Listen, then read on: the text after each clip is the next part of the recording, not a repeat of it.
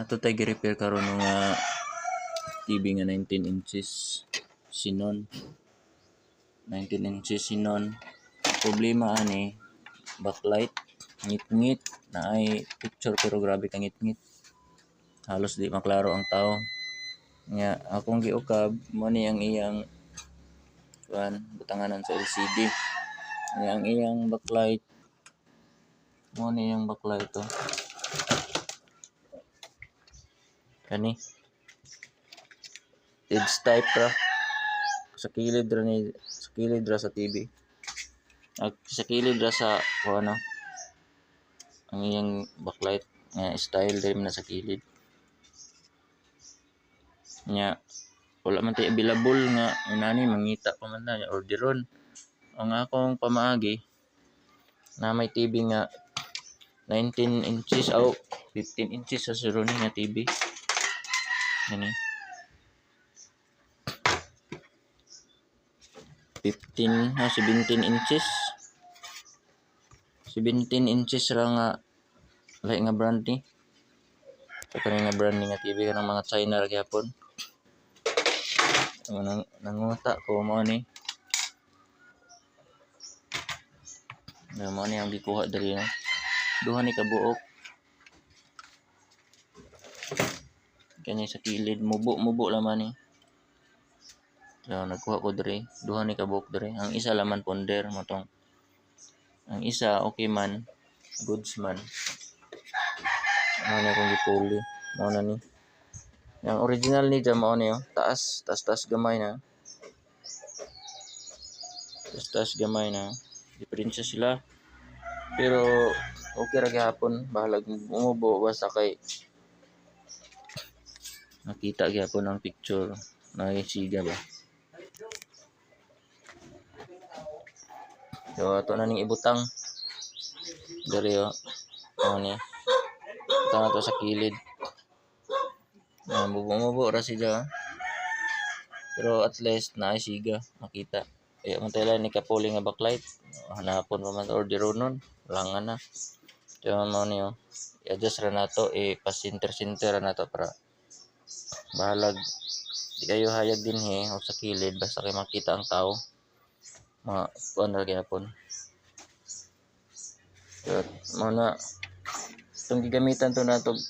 Kani mo man ang sa TV dito sa itong gikuha nga backlight. Mo man ang iyang backlight driver so ato ra gikuha nya di kani nga backlight driver sa atong repairon nga TV itong Xenon dili na ni nato ni gamiton kay ug mo na itong gigamit nga supply lahi man sila volts nga output basing dali ra madaot ang atong backlight musiga man pero kusog mo init kay taas man ang iyang hatag na output so gikuha ra nato gyapon ni dito nya ato ra kang giwiring ni kay 12 volts man ni connect kuha ra kan ta direct 12 volts. Kay 12 volts man ang supply ani.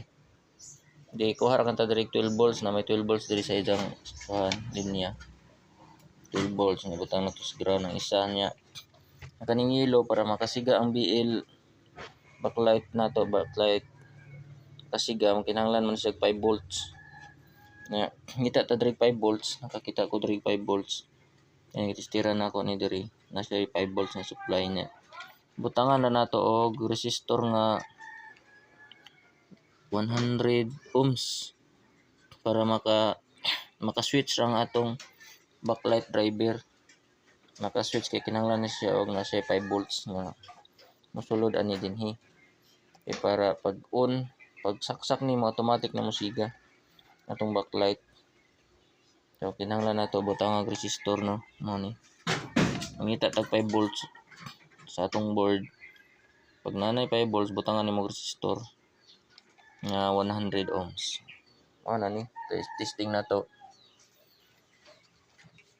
Testing nato kay naman ni adapter na automatic na siga. So siga na ang atong backlight lahi ni nga brand nga TV. So wa may lain nato ikapuli man nangita kan tag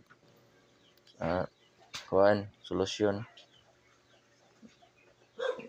Pwede na ni siya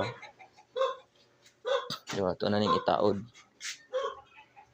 Yung ato na ning isira. ato nang ibalik ang LCD.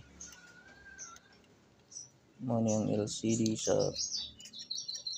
19 inches na sinon.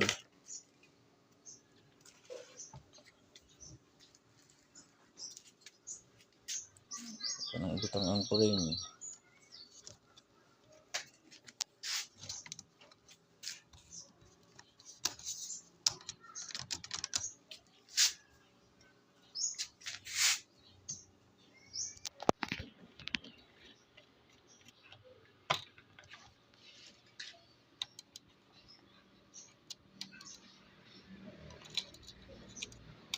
Ibalik og taod kaya atong matistingan og okay na ba og ato nang naplastar og atong isaksak titisting natin.